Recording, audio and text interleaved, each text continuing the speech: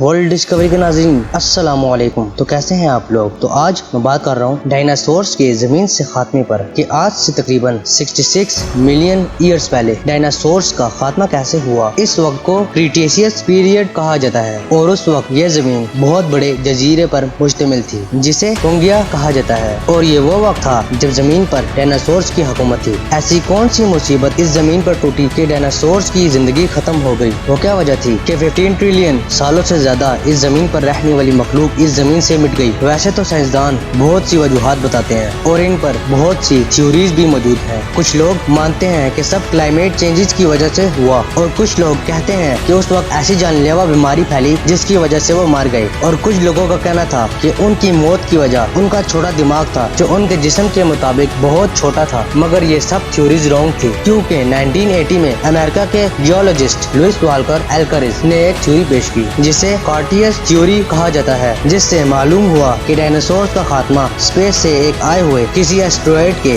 जमीन से टक्कर का नतीजा था। मगर आपको मालूम नहीं है कि रेडियम जमीन पर बहुत कम पाया गया मगर ये स्पेस में पाया जाता है। लुइस वाल्कर एल्करिज का इस थ्योरी पर बहुत मजाक उड़ाया गया। फिर 1990 मैक्सिको युकाटान पेनिसुला के पास ज्योग्राफिकली स्टडीज के बाद पता चला यहाँ भी रेडियम के जर्रात मौजूद हैं और जर्रात उस वक्त के मौजूद हैं जब से डायनासोर का खात्मा हुआ। मैक्सिको में 150 किलोमीटर बड़ा क्रिएटर है जिसे चिक्सुलुप क्रिएटर कहा जाता है और ये उस वक्त बना जब डायनासोर का इस जमीन से हमेशा के लिए खात्मा हो गया। साइंसदानों की सर्च के मुताबिक ये एस्टेरॉयड 11 to 81 किलोमीटर तक लंबा था और इसका मास 4 × 10⁻17 किलोग्राम था। ये एस्टेरॉयड 64,000 किलोमीटर पर हॉर की रफ्तार से जमीन से टकराया जिसकी वजह से कुछ वक्त में ही 100 million trillion ton tank explosion के बराबर एनर्जी रिलीज हुई और 9 सेकंड के अंदर आसपास के इलाकों में 1000 किलोमीटर तक आग लग गई। पहले आग ने जमीन को घेरे में लिया और फिर समंदर का सारा पानी समुद्री तूफान की शक्ल में जमीन में फैल गया और इस वक्त पानी की लहरें 330 किलोमीटर ऊंची थी। यानी उस वक्त एक तरफ पानी था और दूसरी तरफ आग। अभी ये तूफान ठंडा नहीं हुआ था कि एटमॉस्फेयर प्रेशर की वजह से 955 किलोमीटर पर हॉर के हिसाब से हवा चलने लगी और इसकी वजह से राख और धूल जमीन के चारों तरफ फैल गई और हवा में फैले हुए पत्थर ऐसे लग रहे थे कि जैसे पत्थरों की बारिश हो रही हो।